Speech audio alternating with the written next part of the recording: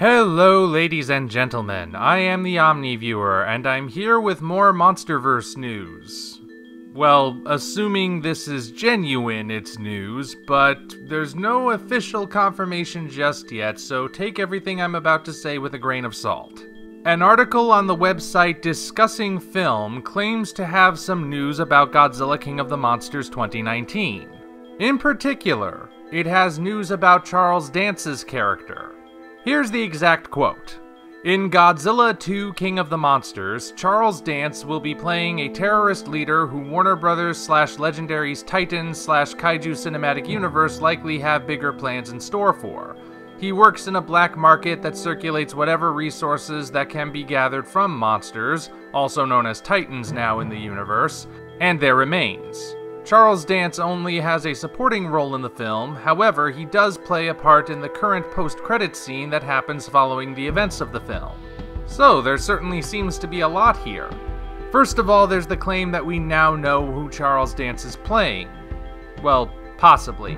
Now, the fact that the article can't seem to make up its mind about whether or not his character is a terrorist or a black market dealer is kinda suspicious.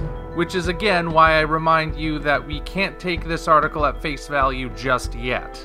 However, if true, it does line up with a particular theory that's been floating around since the Monarch timeline was released last year.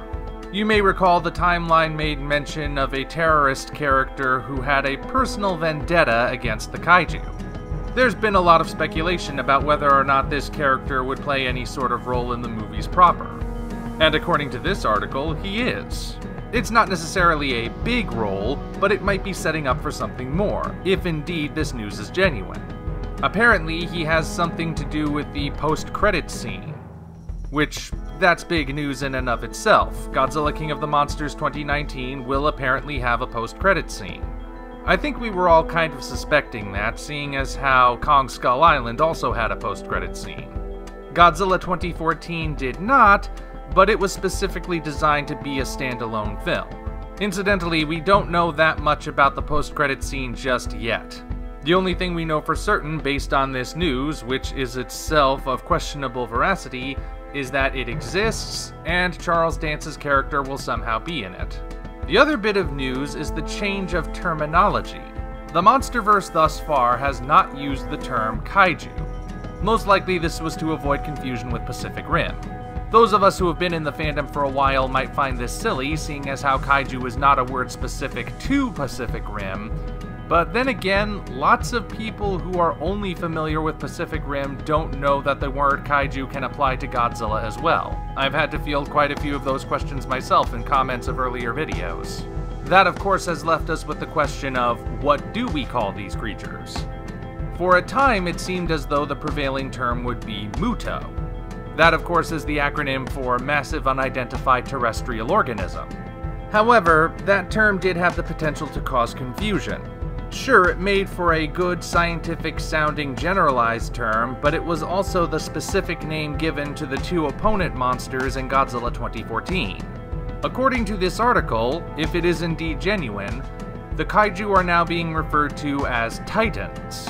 That's certainly an appropriate name, but it also raises an interesting question. Like I said, MUTO stands for Massive Unidentified Terrestrial Organism.